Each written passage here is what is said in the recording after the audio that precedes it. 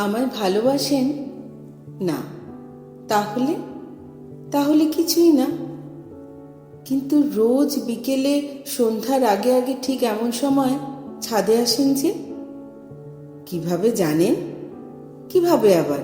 আমাদের ছাদ থেকে ঠিক দেখা যায়। রোজ? তার মানে আপনিও রোজ আসেন? আসি। তাহলে কি আপনিও আমায় ভালোবাসেন?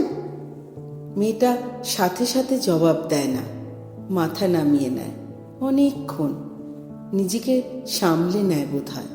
তারপর চকিতে মুখ তুলে সে বলে, সন্ধ্যার আকাশ আমার ভালো লাগে, কেমন লালচে হয়ে থাকে, ওটা দেখতে আসি।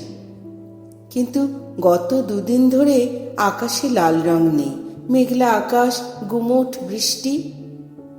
আমার মেঘলা আকাশও ভালো লাগে। ও, বৃষ্টিও? আচ্ছা, যাই তাহলে, ছেলেটা বলে। মেয়েটা চুপ করে থাকে, কথা বলে না, নাকি বলে চোখে। ছেলেটা ঘাড় ঘুরিয়ে খানিক তাকায়, খানিক দ্বিধা, তারপর ফিরে চলে। মেয়েটা দাঁড়িয়ে থাকে।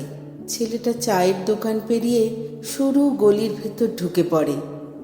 মেয়েটা দাঁড়িয়ে থাকে, দাঁড়িয়েই থাকে, যেন নির্নিমেষ অপেক্ষার নিশ্চিন্ত প্রহর। তারপর ছেলেটা ফিরে আসে। মেয়েটা জানতো? ছেলেটা বলে, আমারও আকাশ ভালো লাগে, বৃষ্টি ভালো লাগে, মেঘ ভালো লাগে, কিন্তু কিন্তু কি? কিন্তু সেই আকাশ, মেঘ আর বৃষ্টি দেখবার সময় একজোড়া উৎসুক চোখও লাগে আমার। কোথায়? ছেলেটা থমকায়, ভাবে, তারপর বলে, ছাদের ওপাশে। তার কণ্ঠে দ্বিধা। মেয়েটা হাসে, শুধুই ছাদের ওপাশে? ছেলেটা জবাব দেয় না, জুতোর আগায় মেঝেতে অর্ধবৃত্ত আঁকে। মেয়েটা বলে, দুটো ছাদের আকাশ তো একটাই। ছেলেটা বলে, কিন্তু ছাদ যে দুটো। মেয়েটা বলে, তাহলে?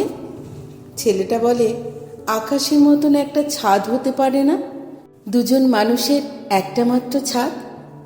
মেয়েটা হাসে, ছেলেটাও। বহু বছর বাদে তাদের মাথার উপর ওই একটা মাত্র আকাশের মতন একটা ছাদই থাকে, অথচ তারা কেউ বলেনি ভালোবাসি।